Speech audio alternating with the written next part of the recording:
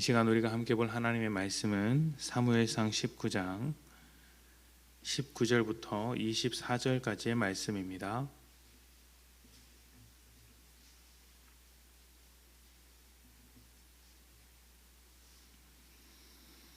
사무엘상 19장 19절부터 24절까지의 말씀, 사무엘상 19장 19절부터 24절까지의 말씀 봉독하겠습니다. 어떤 사람이 사울에게 전하여 이르되 다윗이 라마 나요스에 있더이다 하매 사울이 다윗을 잡으러 전령들을 보냈더니 그들이 선지자 무리가 예언하는 것과 사무엘이 그들의 수령으로 선 것을 볼 때에 하나님의 영이 사울의 전령들에게 임하매 그들도 예언을 한지라. 어떤 사람이 그것을 사울에게 알림해 사울이 다른 전령들을 보냈더니 그들도 예언을 했으므로 사울이 세 번째 다시 전령들을 보냈더니 그들도 예언을 한지라. 이에 사울이 라마로 가서 세구에 있는 큰 우물에 도착하여 물어 이르되 사무엘과 다윗이 어디 있느냐? 어떤 사람이 이르되 라마 나요스에 있나이다. 사울이 라마 나요스로 가니라. 하나님의 영이 그에게도 임하시니 그가 라마 나요스에 이르기까지 걸어가며 예언을 하였으며 그가 또 그의 옷을 벗고 사무엘 앞에서 예언을 하며 하루 밤낮을 벗은 몸으로 누웠더라. 그러므로 속담에 이르기를 사울도 선지자 중에 있느냐 하니라. 아멘.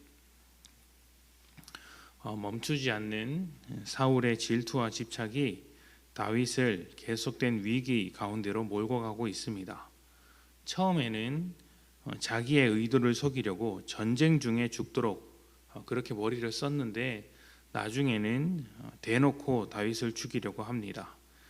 이렇게 큰 위기에 처한 다윗은 요나단의 도움으로 또 아내 미갈의 도움으로 목숨을 건지고 지금은 사무엘과 함께 라마 나요시라는 곳에 피신해 있습니다.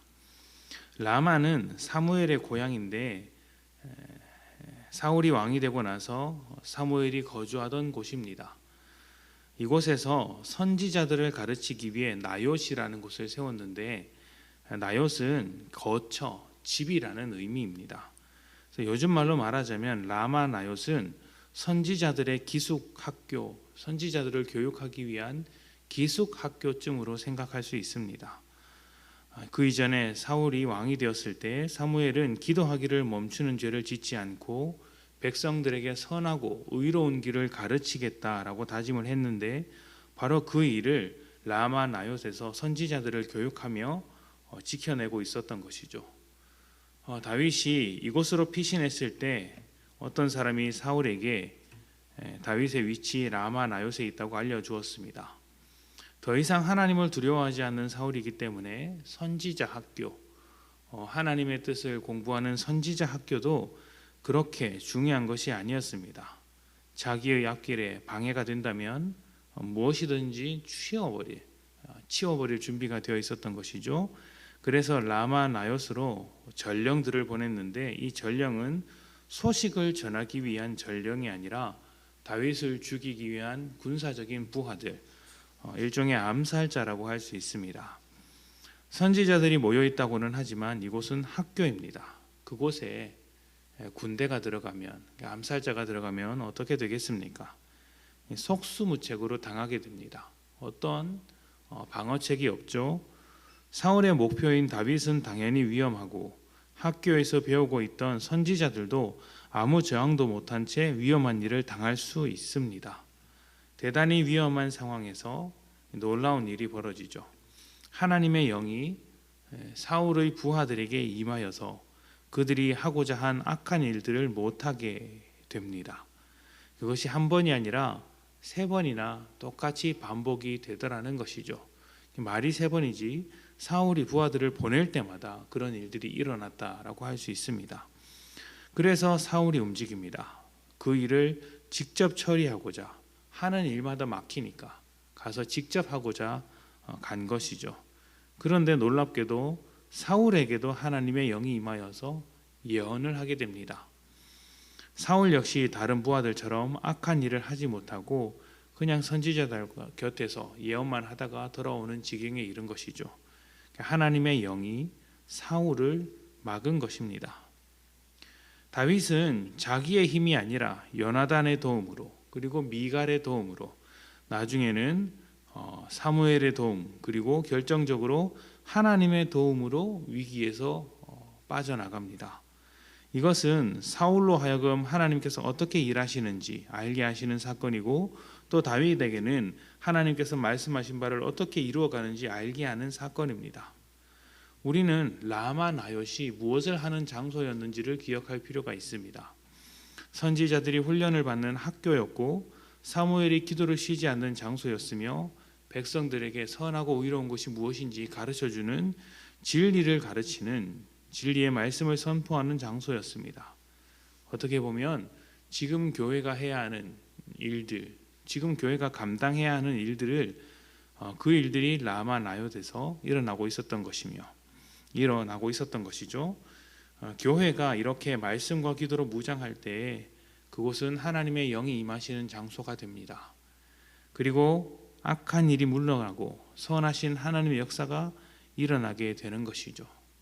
가장 기본적이면서도 코로나 시대를 살아가는 우리에게 가장 필요한 것이 아닐까, 이렇게 생각을 해봅니다.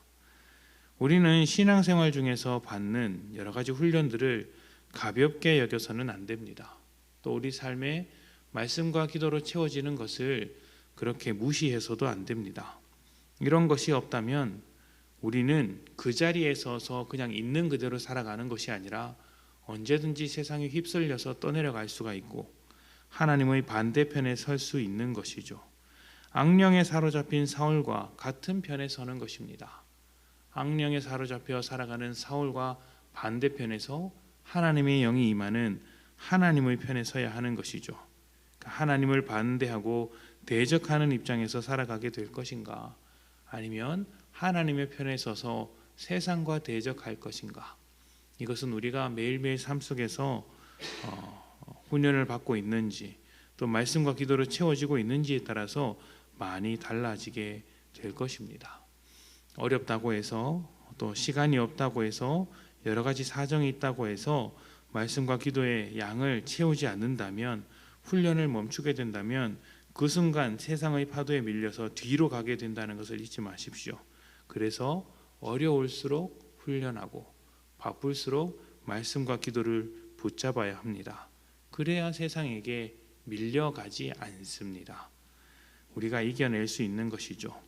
운동선수가 훈련을 쉬면 그 순간 실력이 사라지듯이 믿음의 훈련을 멈추는 순간 세상이 우리를 언제든지 넘볼 수 있다는 사실을 기억하십시오. 이것을 기억하시고 하나님을 더욱 사랑함으로 우리가 해야 할 것들을 붙잡는 귀하고 복된 성도님들이 되시기를 축복합니다. 함께 기도합니다.